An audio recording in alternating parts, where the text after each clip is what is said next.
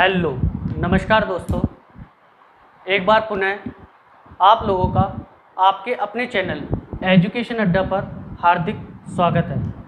मैं अनुज शर्मा एक बार अपनी नई वीडियो के साथ आपके सामने उपस्थित हूँ। जैसा कि दोस्तों हमारी प्रीवियस वीडियो में जो हमारा टॉपिक था इतिहास की समय सारणी वो चल रहा था, तो आज उसका नया पार्ट 3 के नाम से ये वीडियो हमारी बनेगी और इस वीडियो में हम उसका जो बचा हुआ पार्ट है उसको डिस्कस करेंगे। चलिए टॉपिक की शुरुआत करते हैं और अपने टॉपिक पर डिस्कस करते हैं।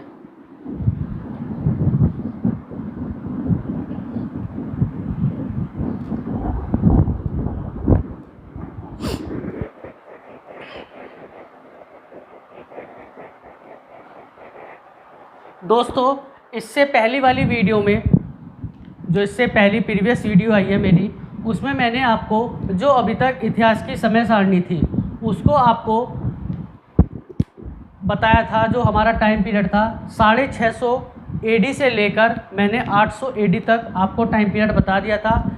एक बार मैं आपको रिकॉल करा देता हूँ कि उस समय उत्तर भारत में क्या चल रहा था, मध्य भारत में क्या था और दक्षिण भारत में क्या था।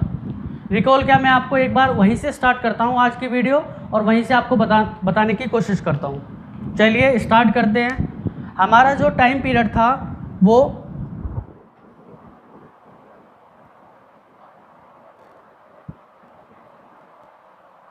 650 AD से लेकर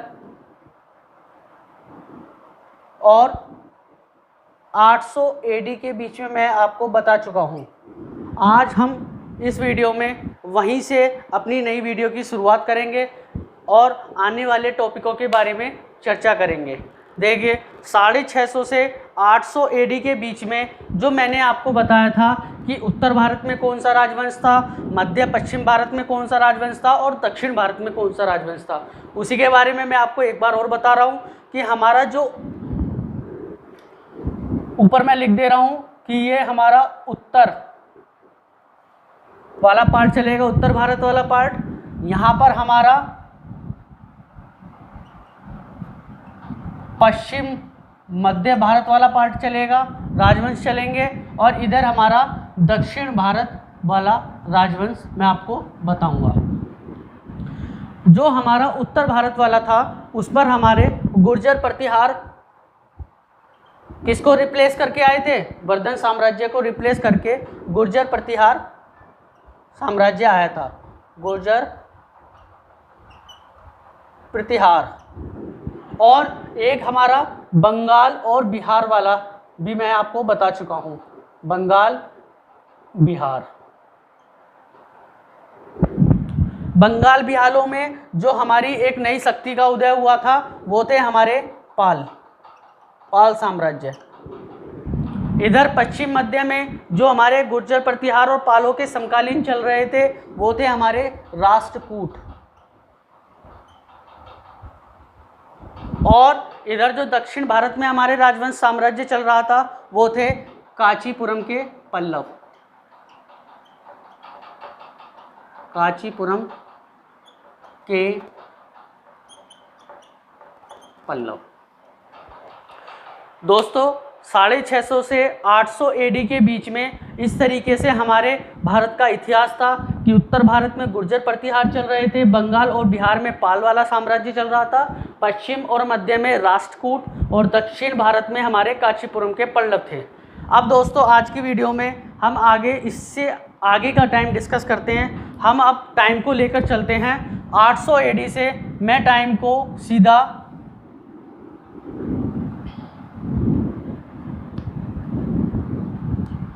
1192 AD तक लेके चलते हैं। अब ये वाला टाइम पीरियड में देखिए कि हमारे जो राजवंश थे उनको रिप्लेस करके कौन से नए राजवंश आए, कौन से नए साम्राज्य आए और किस तरीके का इतिहास भारत में डेवलप हुआ। सबसे पहले जो हमारे, मैं दक्षिण की बात करूंगा, जो सबसे पहले कांचीपुरम के पल्लव थे उनको रिप्लेस करके मैंने आपको संगम काल बताया था। उन संगम काल में जो 3 छोटे छोटे साम्राज्य थे, चोल, चेर और पांड्य, उन्हीं में से जो चोल साम्राज्य था वो उस समय छोटा था, लेकिन जब इस वाले समय में उसी चोल साम्राज्य ने अपनी शक्ति को डेवलप किया, अपना विकास किया और एक बहुत बड़े साम्राज्य की स्थापना करी। और किसको रिप्लेस किया? कांचीपुरम के पल्लव। तो यहाँ पर जो नई शक्ति आएगी वो आएगी चोल साम्राज्य। चोल साम्राज्य ये नई शक्ति एक दक्षिण भारत पर निकलकर सामने आई, जो किसको रिप्लेस करके आई थी? कांचीपुरम के पल्लवों को। पश्चिम मध्य भारत में जो हमारे राष्ट्रकूट साम्राज्य चल रहा था, वो ही उस साम्राज्य को रिप्लेस करके जो एक नई शक्ति का उदय होता है, वो शक्ति है हमारी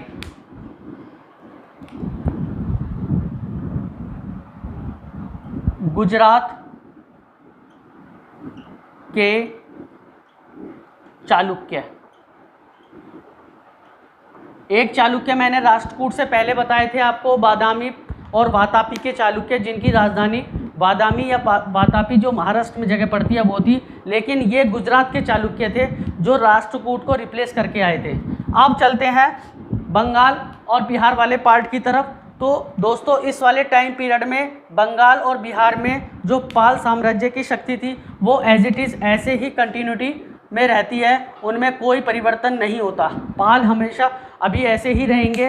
अब इसके बाद जो हमारा उत्तर वाला पार्ट बचता है, यहाँ पर कुछ उथल पुथल होती है और यहाँ पर गुर्जर प्रतिहारों को रिप्लेस करके 5 नए साम्राज्यों का उदय होता है। उन 5 साम्राज्यों को मैं एक बार वर्बली आपको बता देता हूँ, राइट डाउन भी करूँगा कि गुर्जर प्रतिहारों का जो साम्राज्य था उसको 5 शक्तियों में, 5 साम्राज्यों में डिवाइड हुआ।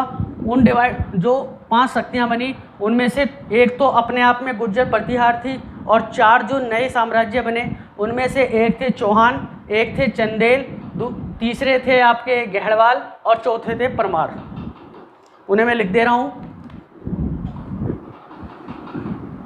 एक खुद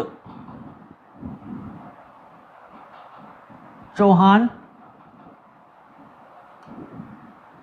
चंदेल, गहड़वाल, परमार और स्वयं गुर्जर प्रतिहार। तो ये पांचों मिलकर उत्तर भारत में, यहाँ गुर्जर प्रतिहार भी लिख दे रहा हूँ मैं।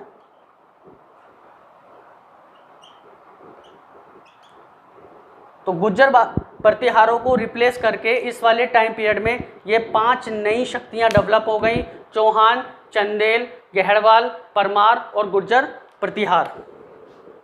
एक ये शक्ति डेवलप हुई, एक ये शक्ति डेवलप हुई, गहड़वाल आए, परमार आए और गुर्जर प्रतिहार खुद आ गए। ये 5 नई शक्तियाँ डेवलप हो गई।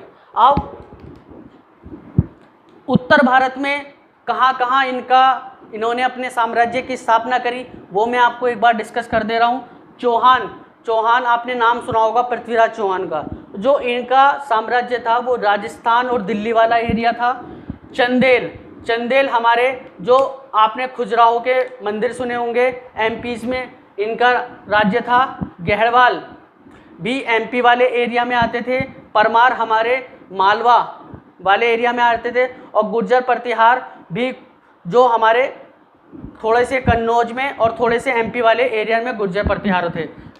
गहड़वाल भी हमारे कन्नौज में भी आते थे और थोड़ा सा एमपी वाला एरिया। तो इनका मिला जुला कर सबका अपना अपना एरिया था। जब मैं बिल्कुल इंडिविजुअली टॉपिक पढ़ाऊंगा तब इनके बिल्कुल एक्चुअल जहां इन्होंने शासन किया है वो और इनका टाइम पीरियड आपको पूरी तरह बता दूंगा।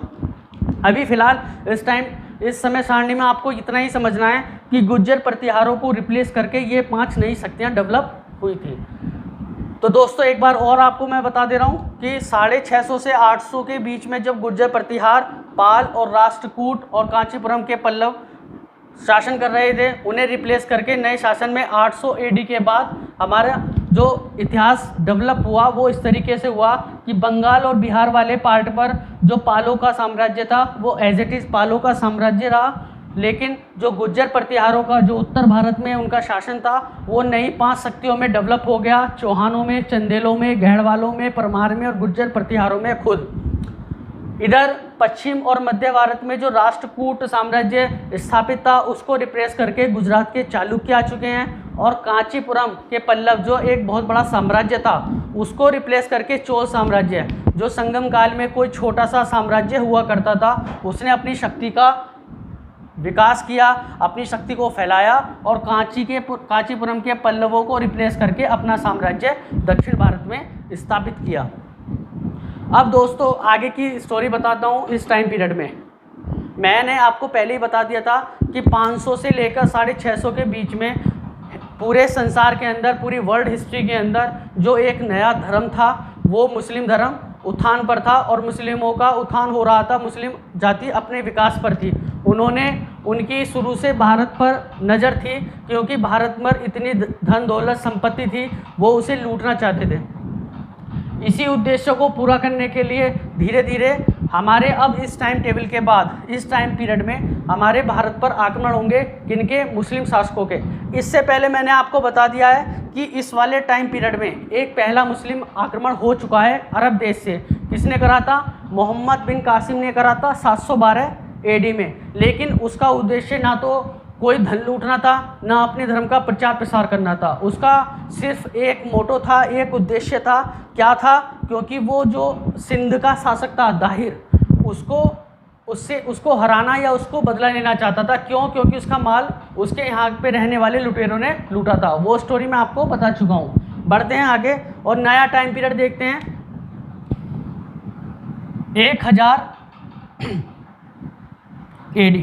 1000 AD में भारत पर सबसे प्रथम पहला मुस्लिम जो आक्रमण हुआ, एक उद्देश्य को लेकर, धन लूटने को लेकर, वो हुआ था। तो 1000 AD में किस मुस्लिम शासक ने आक्रमण किया भारत पर, और उसका उद्देश्य क्या था? उसका उद्देश्य सुन लीजिए, उसके सिर्फ 2 उद्देश्य थे। एक तो उसकी नज़र भारत में जो खूब सारे सोना संपत्ति थी उन्हें लूटना था, और दूसरा जो उसका उद्देश्य था वो हिंदुओं का विनाश करना चाहता था। मतलब उसका मानना ये था कि जो काफिरों का विनाश। अब काफिर किस वर्ड को कहा गया है? क्या मतलब है काफिर का? जो लोग मूर्ति पूजा करते थे उनका विनाश करना। इसका मतलब उसका 2 ही मोटो थे, धन लूटना और दूसरा हिंदुओं का, हिंदू धर्म का नाश करना। तो वो शासक था, उस शासक का नाम था, वो मैं आपको यहाँ लिख दे रहा हूँ, महमूद गजनबी। उस शासक का क्या नाम था? महमूद गजनबी, जो 1000 ईस्वी में भारत पर आक्रमण करता है, और जिसके केवल 2 उद्देश्य थे। क्या क्या उद्देश्य थे? वो उद्देश्य सुन लीजिए। उसका पहला मोटो था धन लूटना, और दूसरा उद्देश्य था उसका हिंदू धर्म का विनाश। हिंदू धर्म का विनाश, ये उसके जो उसने आक्रमण करा उसका उद्देश्य था महमूद गजनबी का। अब ये गजनबी आया कहाँ से? महमूद गजनबी कहाँ का था? जो मोहम्मद बिन कासिम था जिसने 712 AD में भारत पर आक्रमण किया था, वो अरब देश से था। लेकिन महमूद गजनबी कहाँ से था? ये तुर्क से आया था, तुर्की था।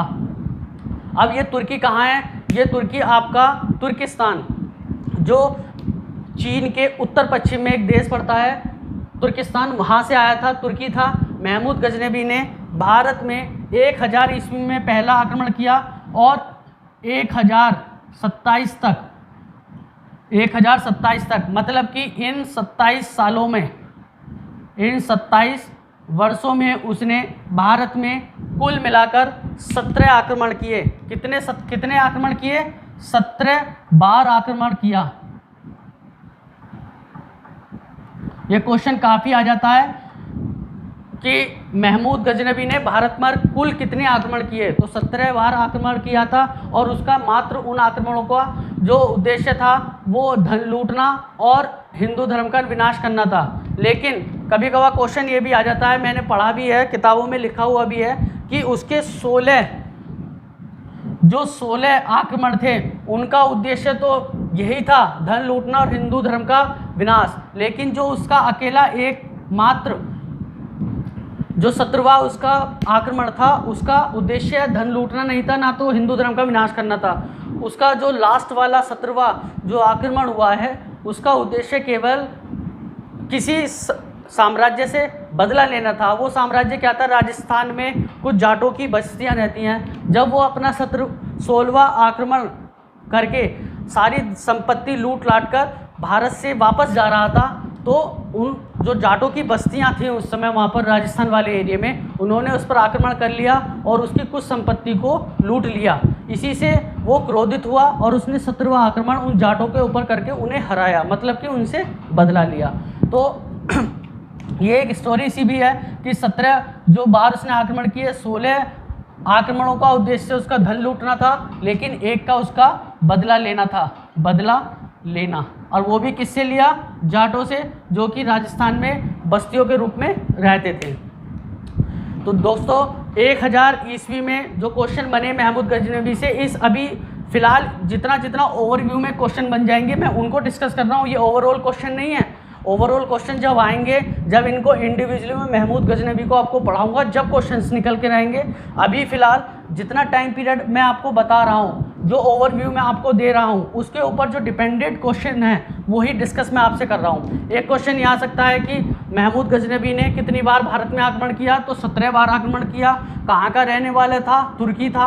उसके क्या उद्देश्य थे आक्रमणों के, तो धन लूटना और हिंदू धर्म का विनाश करना। टाइम पीरियड क्या था, 1000 ईस्वी से लेकर 1027 ईस्वी तक उसने 27 सालों में 17 बार आक्रमण किया। और ये पहला मुस्लिम हमारा दूसरा मुस्लिम शासक था जिसने भारत पर आक्रमण किया। पहला हमारा मोहम्मद बिन कासिम हो गया था, जो अरब देश से आया था। इसके बाद 1192 तक, लेकिन जो ये हमारे सारे साम्राज्य हैं वो एज इट इज अभी चल रहे हैं, आगे इनमें कोई बदलाव नहीं हुआ है। 1192, अभी मैं थोड़ा सा साइड में और ऊपर लिख दे रहा हूँ इसको,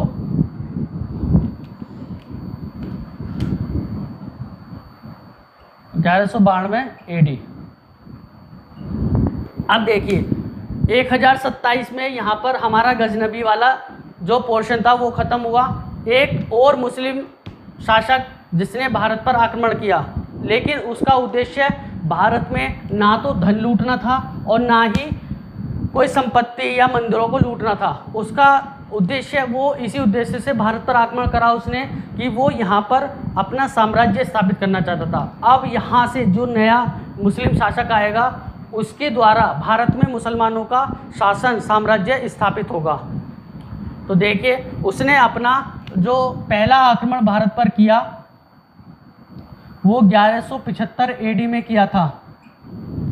कब किया था, 1175 AD में। और उसका क्या नाम था, वो था मोहम्मद गोरी। क्या नाम था, मोहम्मद गोरी। गोरी वंश का था। कौन से वंश का था, गोरी वंश का। ये आपको डीपली में मैं सारे वंश, सारे शासकों के बारे में पढ़ाऊंगा। अभी सिर्फ मेरी टेबल चल रही है और इस टेबल के थ्रू जो जो टाइम पीरियड में जो जो इम्पोर्टेंट चीज़ आ रही हैं वो चीज़ मैं आपसे डिस्कस कर रहा हूँ। 1175 में मोहम्मद गोरी ने भारत पर अपना साम्राज्य स्थापित करने के उद्देश्य से भारत पर आक्रमण किया, लेकिन वह असफल रहा। उसने फिर धीरे धीरे 1178 में आक्रमण किया, लेकिन वो फिर भी असफल रहा। 1178 में उसने दोबारा से भारत पर आक्रमण किया, लेकिन वो पूरी तरीके से असफल रहा। कुछ पार्ट वो भारत का जीत जाता था, लेकिन पूरा उसने जो उसका जो उद्देश्य था कि मुझे दिल्ली वाले एरिया में अपना साम्राज्य स्थापित करना है, वहाँ तक वो नहीं पहुँच पाया। धीरे धीरे अब एक चीज़ और सुनिए, एक मैप के थ्रू मैं आपको बता रहा हूँ। ये भारत का पश्चिम वाला इलाका है। यहाँ पर स्टार्टिंग में पंजाब से नीचे लगा हुआ राजस्थान, और इधर फिर दिल्ली वाला पोर्शन आ जाता है। मैंने आपसे बताया कि जो ये वाले हैं पाल, गुर्जर, प्रतिहार, ये जो ऊपर चले हैं चौहान, चंदेल, गहड़वाल, गुजरात के चालुक्य, चोल साम्राज्य, ये आगे ऐसे ही कंटिन्यू चलेंगे। अभी इनको रिप्लेस करके नहीं आएंगे। अब जो आएंगे वो सिर्फ मुस्लिम साम्राज्य आ जाएगा। ये कंटिन्यू करते रहेंगे, इनकी वंशावली भारत में अपना अपना शासन करती रहेगी। जो ये राजस्थान और दिल्ली वाला पोर्शन था, इस पर कौन बैठा हुआ था, मैंने आपको पहले बताया। इस पर बैठे हुए था चौहान। जो वहाँ का राजा था उस समय पृथ्वीराज चौहान। पृथ्वीराज चौहान की और गहड़वाल की बहुत पक्की दुश्मनी थी। क्यों? क्योंकि गहड़वालों की पुत्री थी संयोजिता को उठाकर पृथ्वीराज चौहान ले आता है और उसकी अपने साथ शादी कर लेता है। इस वजह से इन दोनों में काफ़ी दुश्मनी थी। मोहम्मद गोरी ने इसी बात का फ़ायदा उठाया। इन जो इसके दुश्मन थे गहड़वाल को भी अपने साइड कर लिया इसने, और जो आस पड़ोस के राज्य थे उन्हें भी अपनी सत्ता में मिलाया, अपना मित्र बनाया। और जब पहला युद्ध, उसे ये पता था कि अगर मैं पंजाब तक तो आ चुका हूँ, अगर मैं राजस्थान वाले एरिया में पृथ्वीराज चौहान को हरा देता हूँ इस वाले एरिया में, तो मैं यहाँ से एंट्री कर जाऊँगा और दिल्ली पर अपनी सत्ता हासिल कर लूँगा। तो इसलिए उसने 1191 AD में, आपको पता है, तराइन का युद्ध किया। तराइन का युद्ध हुआ और 1191 AD में, और वो किस किस के बीच में हुआ था? मोहम्मद गोरी, मैं यहाँ लिख दे रहा हूँ,